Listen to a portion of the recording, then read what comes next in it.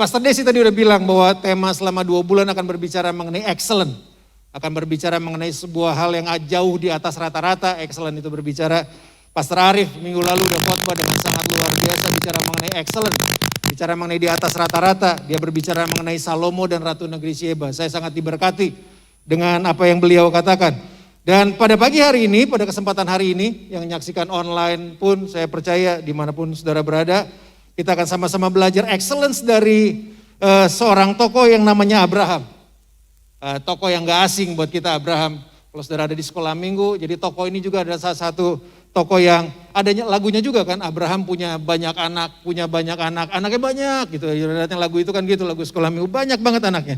Tapi kita akan belajar dari satu tokoh namanya Abraham, Kejadian pasal 22, ayat yang ke-1 sampai ayat yang ke-18. Tapi kita gak akan baca semuanya. Kejadian 22, ayat yang pertama.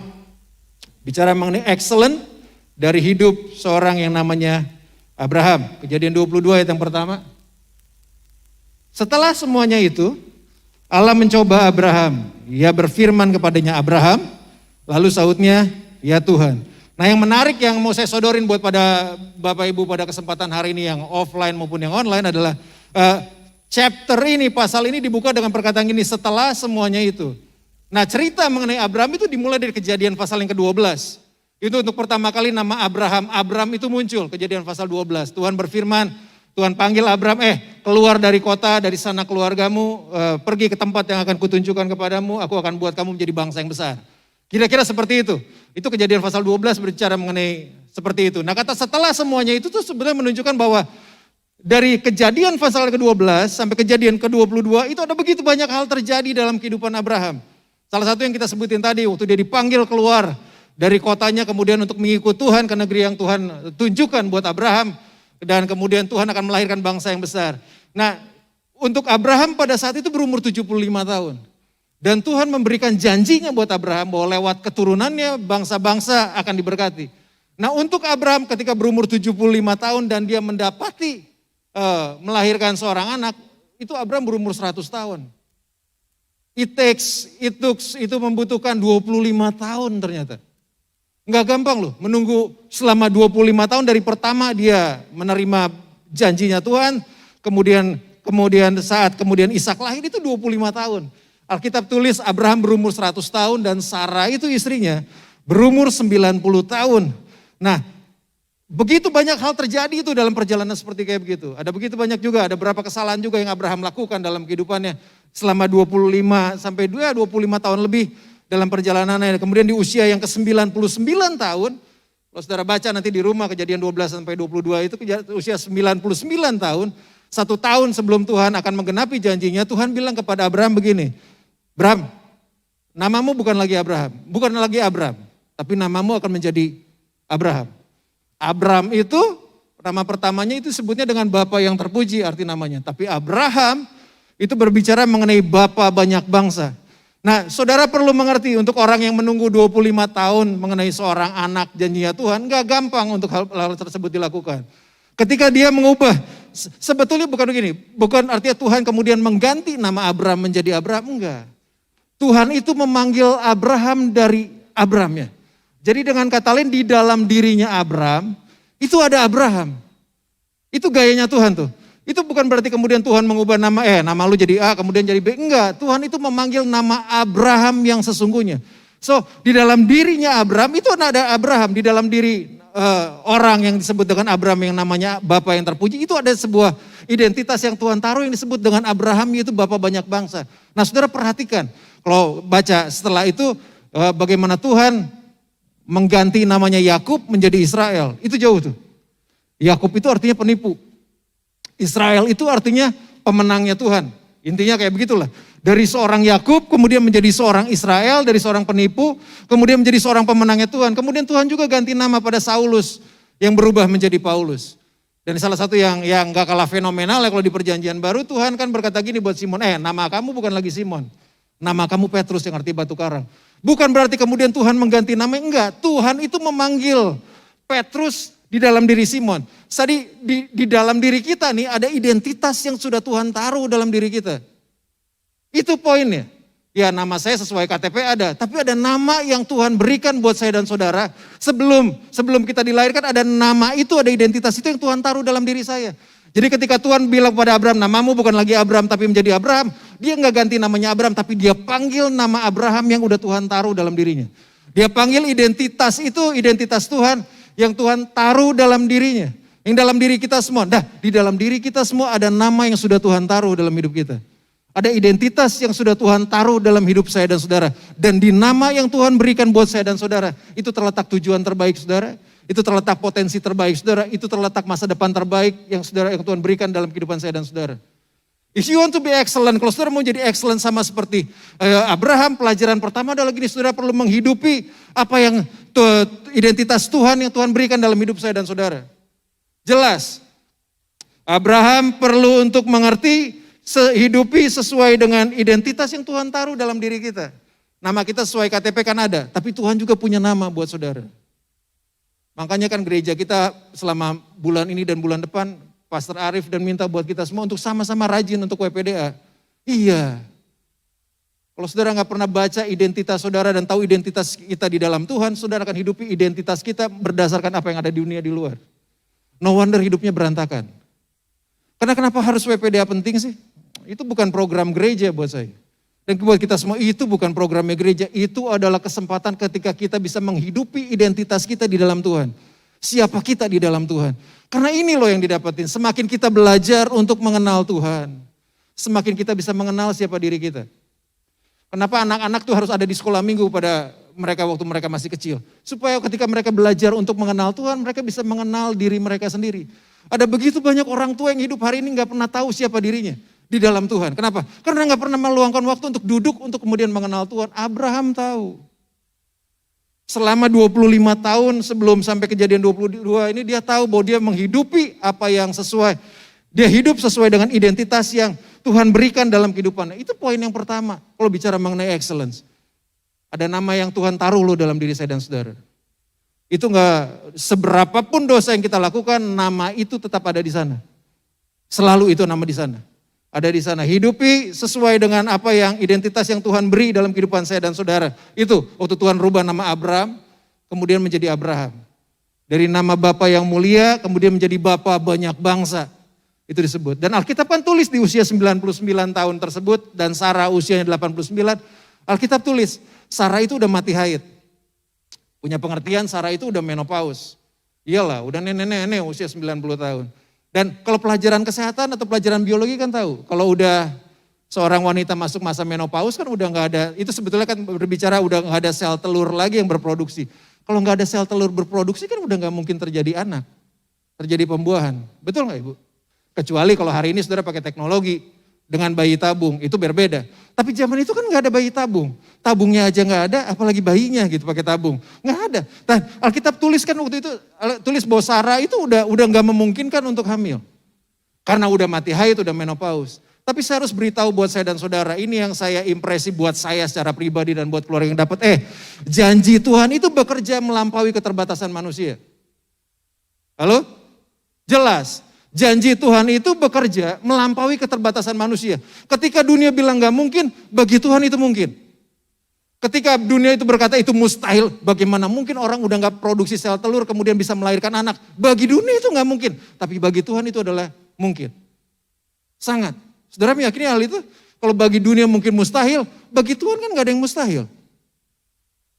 Benar kata Pastor Arif minggu lalu, kebaktian pertama itu rada-rada anyep gitu, rada diem gitu ya, kayak gitu ya. Saya ngeliat mata ibu kok ngeliatnya gak enak banget. Janji Tuhan itu bekerja melampaui keterbatasan kita. Kalau dunia bilang itu gak mungkin, bagi Tuhan itu tetap mungkin. Kalau dunia bilang 2023 adalah tahun yang gelap, bagi Tuhan rencana terbaik di masa rancanganku adalah memberikan masa depan yang penuh dengan harapan. Itu Tuhan. Itu Tuhan tuh. Kalau dunia bilang 2023 mungkin keadaan ekonomi politik akan gonjang-ganjing. Betul, memang betul. Secara dihitung, secara tren ekonomi, dilihat analisa, benar itu terjadi. Tapi kan bagi Tuhan adalah dia memberikan yang terbaik bagi kehidupan anak-anaknya. Tuhan adalah gembalaku, takkan kekurangan aku. Yakin saudara? Bagi dunia mungkin gak mungkin, tapi bagi Tuhan gak ada satupun yang mustahil. Janjinya Tuhan itu bekerja melampaui keterbatasan manusia. Janjinya Tuhan itu bekerja melampaui keterbatasan yang ada di dunia. Betul. Dan karena Abraham menghidupi identitasnya Tuhan, dia nggak takut dengan hal seperti kayak gitu. Usia 99 tahun, usia 100 tahun. Kemudian ketika dia berusia 100 tahun, lahir juga lu anak. Alkitab itu berisi ada orang-orang simple aja, orang-orang sederhana yang mempercayai janji Tuhan melebihi segala kesulitan yang dihadapi. Hari ini. Kalau saudara dan saya sedang berhadapan kesulitan pergumulan apapun, ada satu, janji Tuhan itu selalu bekerja di atas kesulitan kita. Janji Tuhan itu selalu tersedia, dia bekerja melampaui segala keterbatasan kita, melampaui segala kehebatan manusia, melampaui segala kehebatan teknologi. Janji Tuhan ada di sana. Selalu dia ada di sana. Makanya Abraham percaya akan hal ini. Ketika dia hidupi identitasnya dalam Tuhan, dia percaya bahwa janjinya Tuhan itu melebihi apapun juga. Umur 100 tahun kemudian lahir anaknya yang bernama Ishak. Anaknya yang bernama Ishak kemudian lahir, Sarah tuh udah berumur 90 tahun. Akhirnya lahir nih anak. Penantian selama 25 tahun, kemudian membuahkan sebuah hasil. Kesabaran Abraham, bagaimana ketaatannya Abraham, bagaimana endurance, kita ngomong persistennya Abraham terhadap janjinya Tuhan, berbuah, berhasil, sampai pada satu hasil bahwa akhirnya Ishak muncul. Ketika saya kemudian berpikir dalam posisinya Abraham, kemudian membayangkan, udah 25 tahun nungguin anak, kemudian anak ini datang, anak ini berhasil, udah puji Tuhan banget kita melihat janji Tuhan digenapi dalam kehidupan. Dan mungkin Abraham berpikir, udah selesai, udah beres semuanya. Karena Alkitab mungkin kita pikir Abraham berkata bahwa ini udah menjadi, kalau di ceritanya film ini berkata ceritanya ada cerita happy ending nih. Ceritanya adalah cerita bahagia atau bahasa itunya happily ever after katanya. Udah bahagia selamanya. Udah bahagia terus dan gak ada apa-apa lagi. Tunggu dulu ternyata. Kejadian 22 ini kemudian muncul sampai di titik di Kejadian pasal ke-22 ini ayat yang kedua. Di satu pagi tiba-tiba Tuhan berkata gini, firman-Nya, ambillah anakmu yang tunggal itu, yang engkau kasihi, yakni Ishak. Pergilah ke tanah Moria dan persembahkanlah dia di sana sebagai korban bakaran pada salah satu gunung yang akan kukatakan kepadamu. 25 tahun nungguin janji Tuhan, munculnya anak. Saya nggak tahu Ishak umur berapa, ya hitunglah usia umur 5 atau 10 tahun atau di atas gitu ya, hampir 35 tahun. Ketika Abraham berpikir udah beres ya Tuhan, 25 tahun nungguin Tuhan, nepatin janji, kemudian dapetin anak, kelihatannya udah beres, dan satu pagi tiba-tiba dia dikagetkan dengan perintah Tuhan yang ini. Alkitab berkata gini, ambil anakmu yang tunggal itu, yang kau kasih yakni Ishak, pergilah ke tanah Moria dan persembahkan. Kalau saya jadi Abraham, ketika suara itu muncul dalam nama Yesus, suara setan tuh. Kenapa? Mempersembahkan anak yang dijanjikan oleh Tuhan kok. Bisa begitu nggak? Iya. Jangan-jangan bukan suara Tuhan nih. Tapi Abraham tahu karena dia hidup sesuai dengan identitas Tuhan, dia kenal suara yang sudah dia kenal selama 25 tahun ini. Dalam perjalanan dia, semenjak dia dipanggil Tuhan sampai dengan Kejadian 12-20, dia tahu suara itu. Hidup sesuai dengan kehendak Tuhan, sesuai dengan identitas Tuhan, terus saudara tahu suara siapa yang menciptakan kita. Dan Abraham tahu ini suaranya Tuhan loh. Kalau saya jadi Abraham, kemudian saya bisa berkata gitu, jangan-jangan ini bukan suara Tuhan nih. Dan dengan jelas Alkitab berkata gini, ambillah anakmu yang tunggal itu. Bukankah Abraham udah punya anak yang namanya Ismail? Karena sebelum kejadian ini Ismail udah lahir. Ismail itu lahir dari ketidaksabarannya Abraham. Kesalahannya Abraham, ketidaksabaran dia menunggu janjinya Tuhan. Jadi Abraham juga bukan orang yang lempeng-lempeng banget, gak pernah jatuh dalam kesalahan. Enggak. Pertanyaannya kalau saudara jatuh dalam kesalahan, saudara apa yang kita lakukan, itu yang pertanyaan yang penting. Saudara mau kembali kepada Tuhan, apa saudara mau duduk tinggal dalam kesalahan kita semua? Bukankah ada Ismail anak yang pertamanya? Enggak, dalam sudut pandangnya Tuhan. Dalam kacamatanya Tuhan, janjinya Tuhan itu harus diturunkan lewat Ishak. Itu janjinya Tuhan. Ya, Alkitab tulis bahwa lewat Ishak justru bangsa-bangsa akan diberkati, bukan lewat Ismail. Firman-Nya, ambillah anakmu yang tunggal itu yang engkau kasihi. Kalau saudara baca ini sebetulnya perlambang nanti di kitab perjanjian baru berbicara bagaimana Yesus Bapa mengorbankan anaknya. Dan ini peristiwa ini terjadi di perjanjian lama. Ishak, anakmu yang tunggal, yang engkau kasihi. Tuhan tahu loh Abraham sayang sama Ishak. 25 tahun ditungguin. Beberapa teman bilangnya, wah itu benar-benar anak-anak yang kepengen banget gitu ya. Jadi dengan kata lain itu bisa jadi ketika dia muncul, kemudian dia hidup, bertumbuh tuh anak lahir, bisa jadi apa yang dia inginkan bisa dikasihin terus sama orang tuanya. Apa? Anak kepengen. Ini anak model kepengen dan Tuhan pun tahu bahwa engkau mengasihi anakmu yang namanya Ishak kan. Dan itu minta tolong dipersembahkan kepada Tuhan. Kalau saya adalah Abraham, reaksi saya bisa marah. Saya jujur saya akan marah sih. Saya jujur juga saya akan kecewa loh. Kalau untuk dipersembahkan kepada Tuhan anak ini diberikan buat saya, lebih baik kalau kemudian opini saya lebih baik gini, Tuhan gak usah janjiin anak dah.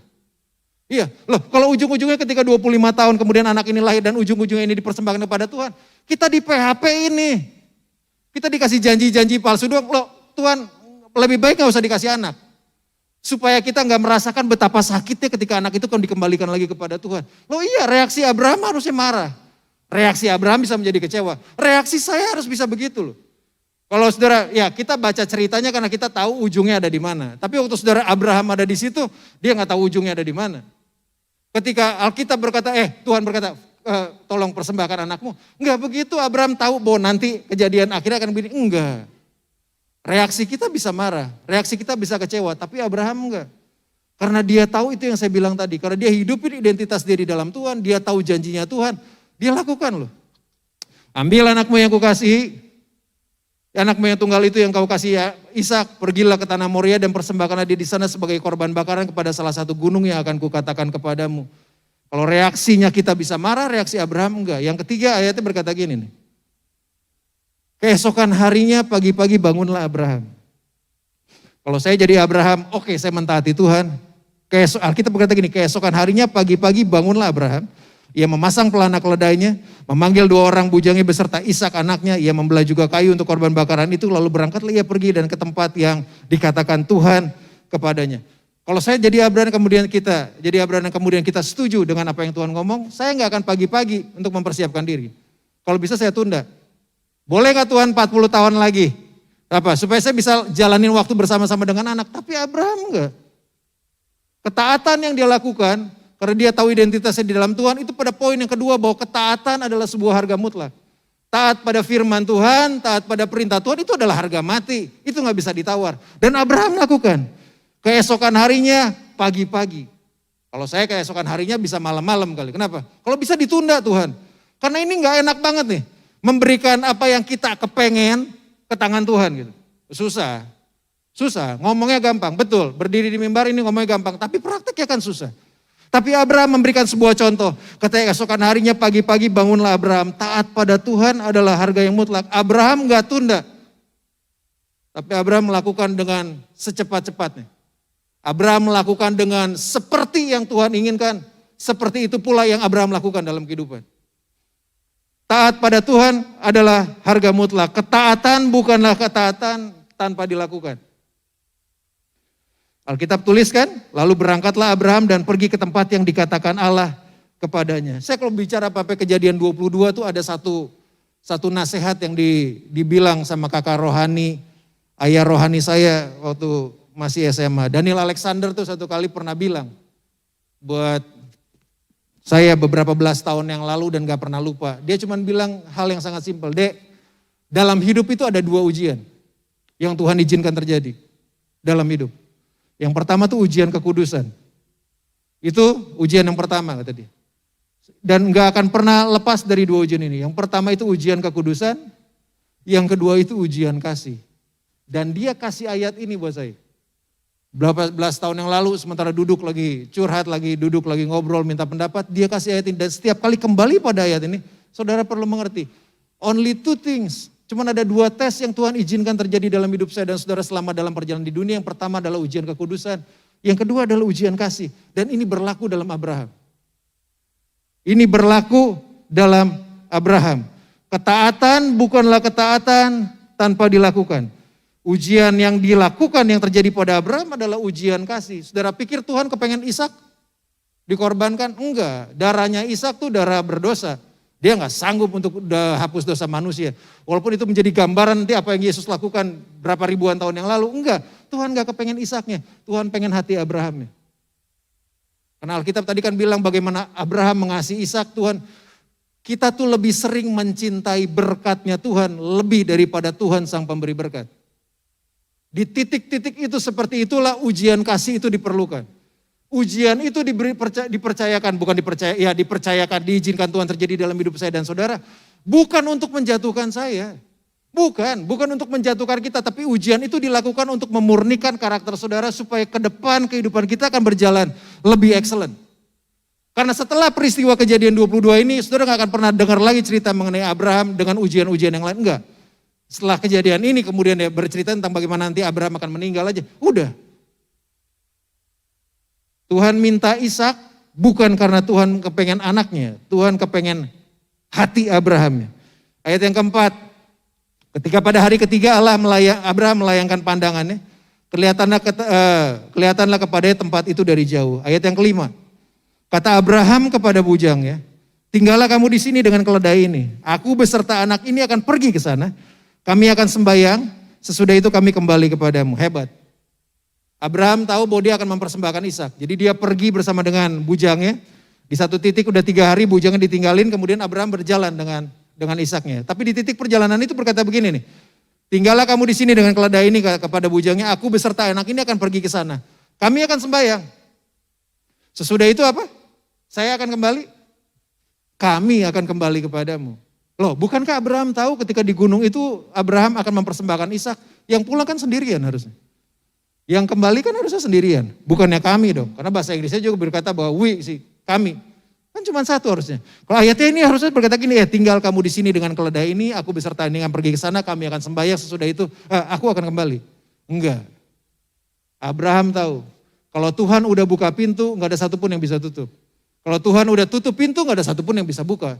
Kalau Tuhan udah berfirman dari keturunanmu, dari Ishak, akan lahir begitu banyak bangsa, dia tahu bahwa Tuhan gak pernah lalai untuk menepati janjinya. Lagunya New Life yang baru tuh tadi tuh berkata gitu tuh, bahwa Tuhan itu gak pernah lalai untuk tepati janjinya. Alkitab berkata begitu loh, sesudah itu kami akan sembahyang, sesudah itu kami akan kembali kepadamu. Abraham gak tahu apa yang akan terjadi berapa waktu yang kemudian, apa yang menjadi hasil akhir dari tes Tuhan yang ini, dari ujian Tuhan ini. Tapi yang dia tahu, kami akan pergi, kami akan kembali. Gak peduli bagaimana caranya Tuhan akan menghidupkan Ishak, gak peduli apa yang terjadi pada Ishak.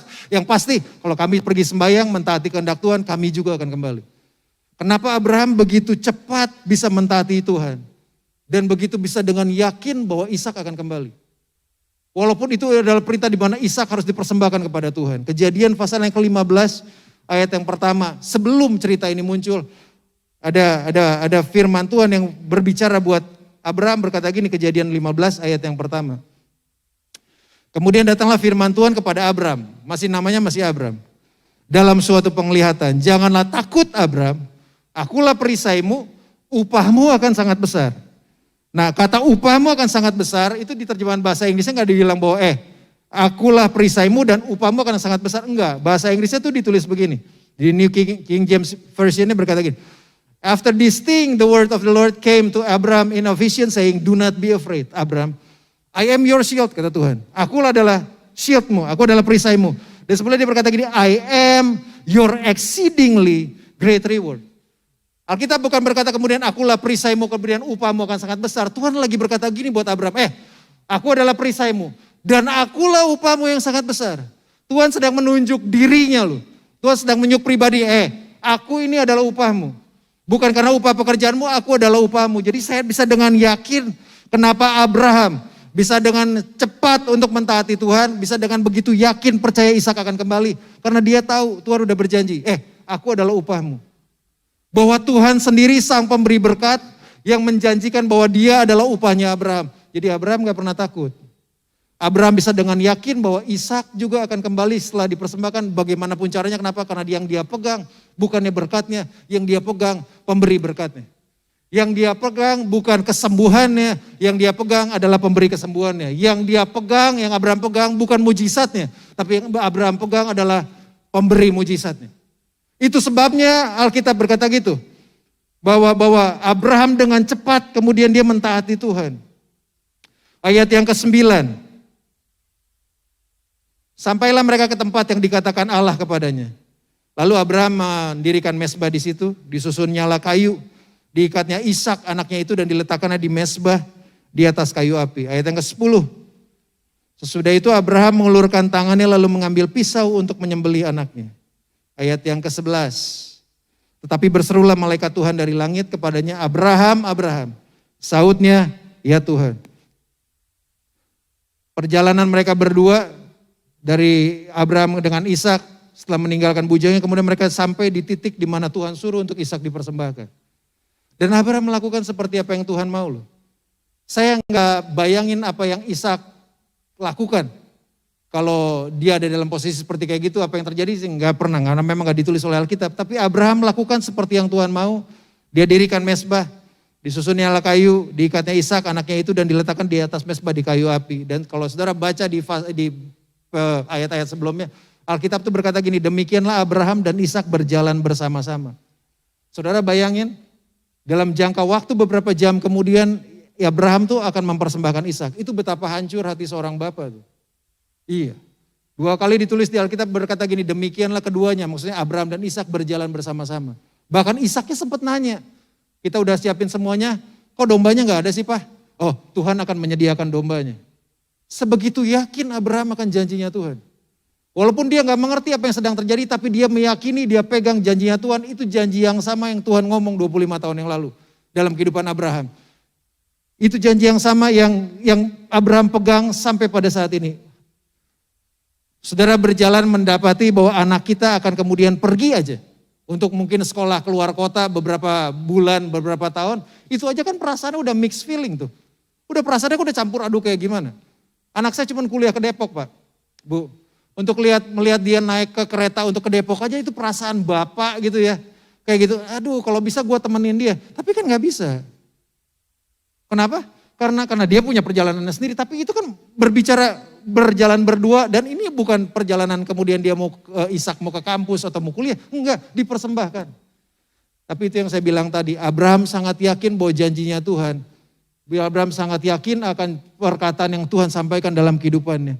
Secepat Abraham mentaati perintah Tuhan yang pertama, demikian pula ketika perintah Tuhan yang kedua itu yang berkata, jangan bunuh Tuhan. Itu ketaatan yang mutlak. Dia kenal suaranya, dia tahu suaranya. Secepat itu pula ketika Tuhan bilang persembahkan Ishak, secepat itu pula dia persembahkan, dia persiapkan semuanya. Secepat itu pula ketika Tuhan berkata, aku tahu hatimu kok, jangan dibunuh anaknya. Dan dia harus secepat itu pula dia tahan supaya Ishak gak dibunuh. Kenapa? Itu ketaatan. Itu ketaatan yang mutlak dalam kehidupan anak-anak Tuhan yang Tuhan inginkan. Dalam kehidupan kita yang Tuhan inginkan. Ayat yang ke-12 berkata begini. Lalu Tuhan berfirman, jangan bunuh anak itu dan jangan kau apa-apakan dia. Sebab telah ku ketahui sekarang bahwa engkau takut akan Allah. Dan engkau tidak segan-segan untuk menyerahkan anakmu yang tunggal kepadamu. Di perjalanan sampai di titik di mana Abraham mempersembahkan korban, sebetulnya proses yang terjadi adalah gini, Abraham itu sedang menyembelih hatinya. Di titik ketika dia sedang berjalan, kemudian sampai di tempat di mana korban bakaran itu ada, di titik dia keluar dari rumah, keluar dari kamarnya, mempersiapkan semua yang Tuhan inginkan, itu di perjalanan kemudian saya membayangkan adalah perjalanan ketika Abraham itu menyembelih hatinya sendiri. Untuk dipersembahkan kepada Tuhan. Karena memang Tuhan gak kepengen Ishaknya, Tuhan kepengen hati Abraham. Ketaatan bukanlah ketaatan sekali lagi tanpa itu dilakukan sesuai dengan apa yang Tuhan inginkan. Hidup penyembahan itu harus dilalui dengan langkah ketaatan. Hidup penyembahan itu harus dijalanin dengan langkah ketaatan. Loh kalau kita bilang penyembahan itu cuma ada di mimbar ini, salah. Ini cuma sebagian kecil aja. Apa yang saudara lakukan di rumah. Ketika Tuhan berfirman meminta sesuatu, saudara mengerjakan sesuatu. Nah itu penyembahan kita. Dan hidup penyembahan itu dimulai dengan langkah-langkah ketaatan. Abraham tuh disembelih hatinya sementara dia sedang berjalan. Sampai pada altar di mana Ishak akan dikorbankan. Enggak gampang buat seorang manusia. Ngebayanginnya aja buat saya udah mixed feeling banget itu. Udah perasaan yang mendalam banget mempersembahkan anak di hadapan Tuhan. Tapi sekali lagi Tuhan kan gak kepengen anaknya. Tuhan adalah kepengen siapa yang bertahta di hati dia. Ayat yang ke-13. Lalu Abraham menoleh dan melihat seekor domba jantan di belakangnya. Yang tanduknya tersangkut dalam belukar. Abraham mengambil domba itu lalu mengorbankannya sebagai korban bakaran pengganti anaknya. Ini adalah salah satu hal yang rada-rada aneh buat saya. Karena ada satu domba yang tersangkut tanduknya, tapi dia gak berbunyi. Tapi dia gak bersuara. Saya rasa itu kalau hari ini ada itu akan menjadi domba yang paling mahal. Kenapa? Kalau domba jangankan leher atau tanduknya kesangkut. Enggak kesangkut aja kan selalu bawel. Ya berapa jam sekali, berapa menit sekali kan bilang embe. Tapi ini gak kedengeran loh. Dan herannya Abraham gak denger ini. Ada satu domba yang sedang tersangkut, tanduknya ada di situ. Dan gak keluarin suara dan Abraham gak dengar. Karena Alkitab berkata Abraham menoleh. Harusnya kan dombanya deket-deket dia. Harusnya kan begitu. Dan harusnya kan kalau domba lagi kesangkut, gimana dia gak riweuh tuh domba. Dia akan cari pertolongan. Tapi ini yang menjadi domba yang paling tenang yang pernah ada. Saya nggak tahu domba model apa, itu kelihatan domba jantan model apa. Tapi lihat sekali lagi. Ketika Abraham, Ishak ada di altar dan Abraham mau mempersembahkan itu di hadapan Tuhan. Di titik ketika itu kemudian Tuhan berfirman jangan dibunuh. Di titik itu Alkitab berkata gini, Abraham menoleh, dia melihat seekor domba jantan. Kemudian saya bayangin kalau lagi sementara saya berjalan mungkin satu gunung kan ada kiri dan kanan. Sementara saya berjalan dalam langkah ketaatan untuk menyelesaikan apa yang Tuhan lakukan. Sampai di titik di mana altar ini dipersembahkan. Semakin satu langkah saya mendekati altarnya Tuhan. Ternyata Tuhan siapin ada domba yang berjalan di sisi kanan yang saudara dan saya nggak lihat. Yang sedang berjalan juga satu langkah. Semakin saya mendekati altar, semakin dombanya itu mendekati loh. Semakin saya mendekati altar, dia semakin dekat. Kemudian di titik saya ada di sini, dombanya udah ada di sini nih. Dengan kata lain, waktu saudara dan saya menjalani hubungan, menjalani ketaatan kita kepada Tuhan, provisi saudara, jalan keluar yang Tuhan berikan, pertolongan yang Tuhan berikan, kesembuhan yang Tuhan berikan, udah ada di sekitar kita nih. Yang Tuhan kepengen gini, selesaikan apa yang menjadi perintah Tuhan dalam kehidupan kita semua. Belajar untuk taat mutlak, lakukan semua yang Tuhan inginkan dalam kehidupan, waktu kita lakukan, Tuhan udah nyiapin provisinya di sekitar kita. Sementara saudara menaiki gunung dengan langkah ketaatan yang berat untuk mempersembahkan sesuatu kepada Tuhan. Di ujung bagian gunung. Tuhan udah siapin domba di sana. Waktu saudara dan saya belajar untuk mentaati Tuhan dengan mutlak. Walaupun kelihatannya berat mempersembahkan itu di hadapan Tuhan. Karena kita bicara mengenai giving is worship nih. Bicara mengenai pemberian adalah penyembahan. Penyembahan tanpa pengorbanan itu bukan penyembahan. Penyembahan itu harus identik dengan pengorbanan. Ketika Abraham menjalani selangkah demi selangkah sampai pada altar yang Tuhan inginkan. Udah ada domba yang ada di sekitar dia. Yang Tuhan udah siapin. Seringkali kita kepengennya lihat dombanya dulu. Baru dipersembahkan. Tuhan enggak. Tuhan kepengen saudara dan saya untuk taati dia dulu. Kemudian saudara akan lihat janjinya Tuhan. Itu yang Tuhan inginkan. Hanya karena kita tidak mengerti, hanya karena kita tidak mengerti perintah Tuhan, hanya karena kita tidak mengerti apa yang menjadi firman Tuhan dalam kehidupan, bukan berarti itu menjadi alasan untuk kita tidak mentaati Tuhan. Hanya karena saya dan saudara nggak mengerti apa yang menjadi perintah Tuhan dalam kehidupan, hanya karena kita nggak mengerti apa yang menjadi firman Tuhan dalam kehidupan, bukan berarti itu dipakai alasan untuk kita tidak melakukan firman-Nya Tuhan. Ketika Abraham sampai di titik di altar di mana dia mempersembahkan Ishak, Tuhan udah nyiapin dombanya loh. Jangan-jangan Tuhan udah siapin jalan keluar buat kita, kesembuhan kita, pemulihan kita, yang terbaik harapan yang ada yang Tuhan berikan dalam kita, di sekitar kita. Kita belum lihat sekarang. Kenapa? Karena ketaatan kita belum kita lakukan. Karena kita belum melakukan apa yang Tuhan inginkan untuk kita lakukan dalam kehidupan. Taat aja. Saya gak pernah bosan karena itu tagline saya. Firman Tuhan itu gak hadir untuk dimengerti. Firman Tuhan itu hadir untuk ditaati. Iya. Perintah Tuhan, janji Tuhan itu enggak hadir untuk dimengerti. Janji Tuhan itu hadir, firman Tuhan itu hadir untuk ditaati. Dengan kata lain, taat duluan. Taat itu salah satu kata dalam bahasa Indonesia yang saudara baca dari depan sama saudara baca dari belakang, itu sama-sama taat. Coba baca. Dari depan dibacanya taat, dari belakang dibacanya taat. Cuman itu aja. Sesimpel kata itu. Sesimpel itu juga yang saya tahu susah untuk dilakukan memang. Sesimpel itu juga yang Tuhan inginkan dalam kehidupan. Taat dulu. Seperti Abraham, dia kan taat dulu. Dan Tuhan akan mempersiapkan itu selanjutnya. Ayat selanjutnya, ayat yang ke-14. Dan Abraham menamai tempat itu Tuhan menyediakan. Sebab itu sampai sekarang dikatakan orang di atas gunung Tuhan akan disediakan. Kalau saudara tahu istilah Jehovah Jireh, Allah yang mencukupi, ini muncul di ayat ini. Ini nih Jehovah Jireh. Tuhan menyediakan. Kita nyanyi lagu itu dari saya sekolah minggu. Dialah Allah yang menyembuhkan, dialah Allah yang mencukupi. Nah, kata Jehovah Jireh itu muncul di ayat ini. Tapi Jehovah Jireh itu muncul bukan tanpa sebab. Jehovah Jireh itu muncul karena ada satu orang manusia yang namanya Abraham. Mentaati Tuhan dengan mutlak. Hatinya sungguh-sungguh terpaut pada Tuhan. Mencintai Tuhan lebih daripada pemberiannya Tuhan. Mencintai sang pemberi berkat lebih daripada berkatnya sendiri. Dan itu dilakukan, baru nama Tuhan itu muncul di atas gunung ini. Nama Tuhan muncul disebut dengan Jehovah Jireh dalam kehidupan. Saudara mau dapatkan kecukupan dalam kehidupan? Saya bukan ikutin prosperity gospel, Injil kemakmuran, enggak. Kalau saudara mau lihat kecukupan daripada Tuhan, sebelum saudara lihat akan hal itu, belajar juga untuk taat kepada Tuhan. Tapi bukan berarti kemudian taat untuk mendapatkan berkatnya Tuhan, enggak. Saya taat kepada Tuhan karena memang Dia adalah berkat yang sesungguhnya. Mendekati Christmas kan, mendekati Natal kan. Oh, berita Natal itu bukan sekedar pohon cemara dan kado-kado. Yesus adalah berita Natal itu sendiri. Jesus only. Cuman Tuhan Yesus sendiri. Sang kado itu sendiri. Sang pemberi berkat itu sendiri yang harus tinggal dalam hidup saya dan saudara. Akibat daripada ketaatan yang Abraham lakukan, yang nomor 3 adalah gini, excellent is only the outcome. Hidup di atas rata-rata itu kemudian cuma sekedar menjadi outcome aja. Kenapa? Karena dia udah menjalaninya dengan taat setiap langkah dalam kehidupan.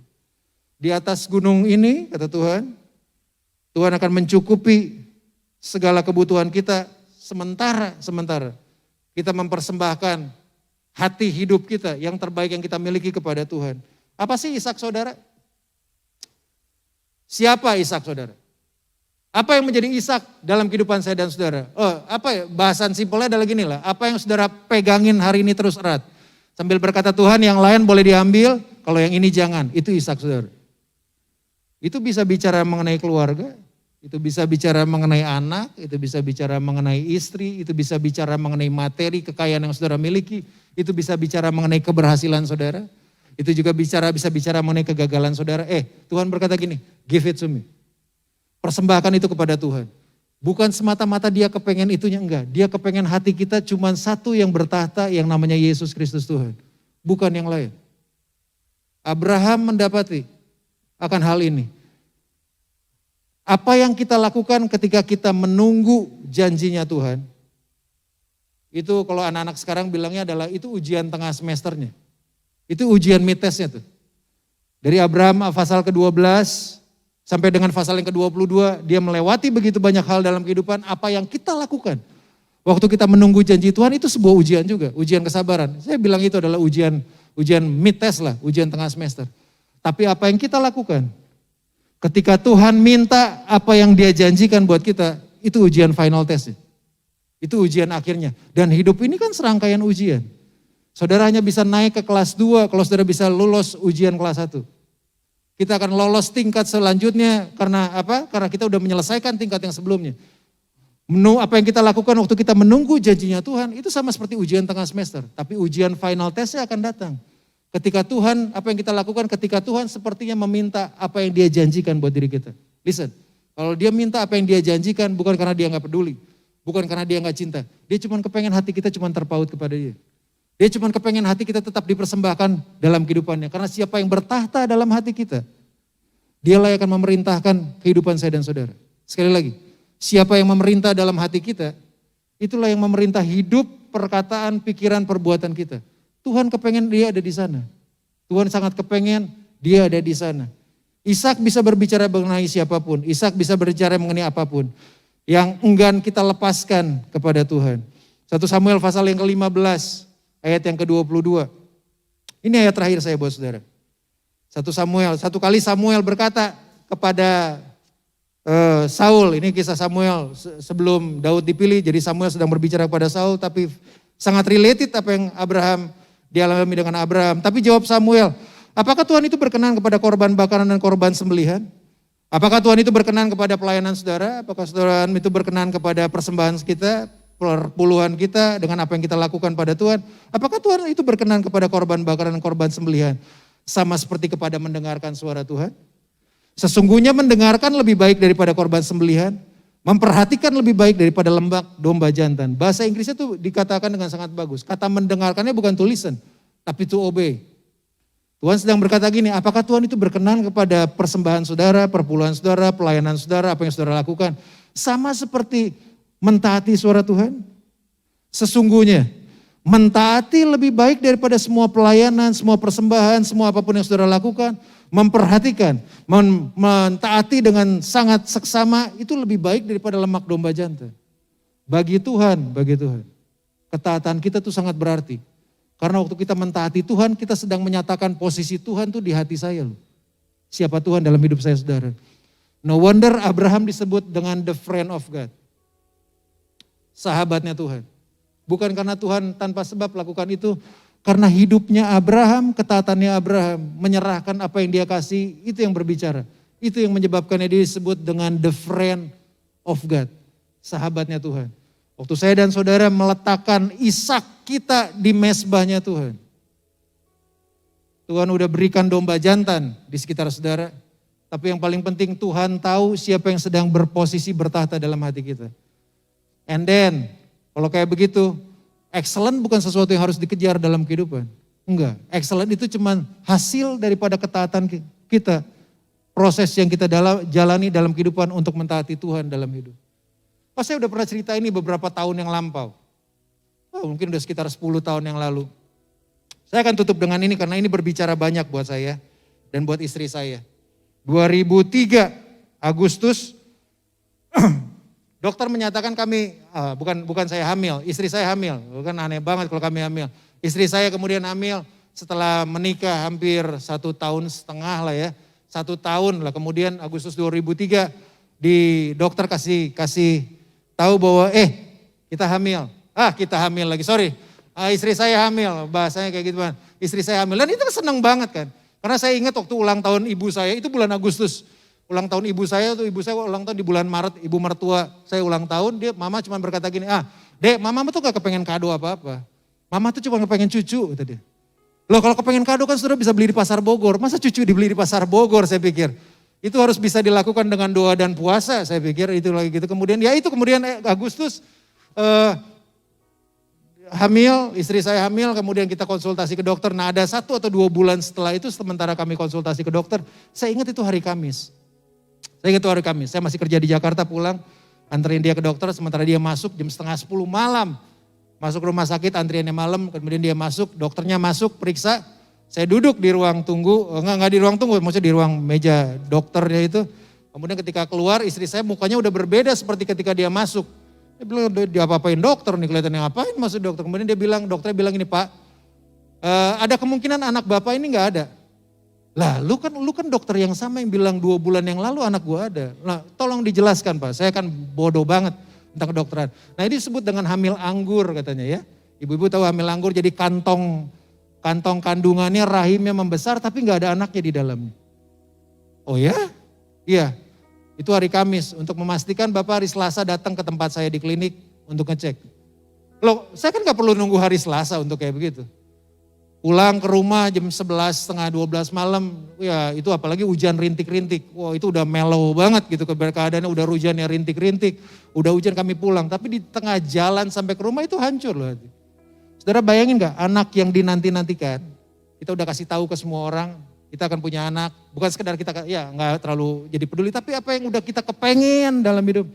Tiba-tiba di titik itu kemudian anaknya gak ada. Selama hari Kamis itu sampai dengan hari Jumat, pagi Jumat subuh udah pasti kan gak bisa tidur. Iya, saya mengerti perasaan wanita kan halus, istri pasti ya terpukul. Saya juga terpukul kok sebagai pria, sebagai laki-laki terpukul. Istri kemudian juga terpukul, kami nangis. Cuman ada 2 orang kita telepon pada saat itu karena udah 1:30 pagi sampai 1:30 pagi. Tidur 5 menit kemudian bangun, gak tahan. Seakan-akan berkata gak adil. Waktu itu janjiin anak udah dikasih sekarang diminta sih Tuhan. Gak adil. Untuk bilang di titik itu bahwa Tuhan, engkau berdaulat dalam kehidupan, itu susahnya setengah mati. Susah banget untuk bilang, itu tuh udah benar-benar cuma ada sampai di leher. Gak pernah bisa keluar ke ucap. Kami berdua nangis, istri kemudian nangis. Kami memutuskan oke, kemudian besok paginya kita ke dokter aja. Cari dokter second opinion, kami ke Jakarta. Untuk dokter second opinion, cuti dari kantor, pergi ke Jakarta. Sampai di Jakarta kemudian datang, diperiksa. Karena kelihatan kan masih bocah gitu kami ya. Jangan-jangan dokter bilang ini anak MBA kali ya. Enggak, kita udah merit yang pasti ada itu bukan MBA. Kita udah merit kemudian datang, dokternya periksa, istri saya periksa ke dalam kemudian dokternya keluar. Anaknya sehat Pak. Hah? Itu enggak kurang dari 24 jam loh. Itu kurang dari 12 jam. Karena 12 jam lalu dokter yang berbeda berkata anaknya enggak ada. Rahimnya itu membesar tapi anaknya enggak ada. Tapi ini dokter yang berbeda bilang, ini anaknya ada Pak. Dia kasih lihat fotonya. Nah ini kepalanya, kan kita nggak ngerti. Ya kepala saya iya aja. Karena kan itu kan gambar USG itu kan. USG kah? Ya USG namanya. Itu kepalanya Pak, ini jantungnya. Saya nggak ngeliat, saya cuma lihat hitam putih doang. Yang penting saya bilang iya. Terima kasih Tuhan, ini anak itu ada. Sampai satu titik istri saya kemudian ngomong. Waktu dia di dokter yang malam itu pertama, bahkan dokternya ngomong bukan sekedar anak yang gak ada loh. Detak jantungnya gak ada. Oh ya? Saya sampai hari ini. Kemudian ketika itu Jumat datang, ketemu dengan dokter, itu masuk dokter itu kayak orang dipukulin aja. Jadi matanya bengep-bengep. Kenapa? Karena dia udah nangis seharian, udah gak kuat. Tapi saya ingat di malam itu sebelum kita ke dokter pagi, jam 2, jam 3 pagi sambil saya pegang istri saya, menguatkan segenap kekuatan sebagai pria. Karena saya pikir iya, saya sebagai pria kalau sayanya goyang akan goyang semuanya. Untuk sambil pikir kalau Tuhan berikan yang terbaik, kalau ini yang Tuhan janjikan buat kita, Tuhan akan berikan yang terbaik dalam hidup kita. Dipegang begitu itu hancur loh, itu seperti semua dunia tuh runtuh Pak. Tapi di titik kemudian saya bilang Tuhan, kalau Tuhan pengen ini yang terbaik dari Tuhan. Di titik itu gak gampang. Udah berdiri berkhotbah, udah goyang mah goyang. Karena yang dia minta anak, bukan yang lain. Kalau yang dia minta cuma yang lain dikasih cepat, tapi ini anak. Sepertinya gak adil, tapi di titik itu saya bisa sedikit memahami apa yang Abraham lakukan. Apa yang Abraham alami. Untuk kami berdua ini yang terbaik daripada Tuhan dan memang Tuhan gantikan. Esok harinya anaknya ada dan hari ini ada anaknya. Kemudian dia kuliah. Saya cuma beritahu buat Bapak Ibu Saudara sekalian. Seringkali Tuhan akan izinkan kita untuk mengalami ujian-ujian seperti kayak gitu.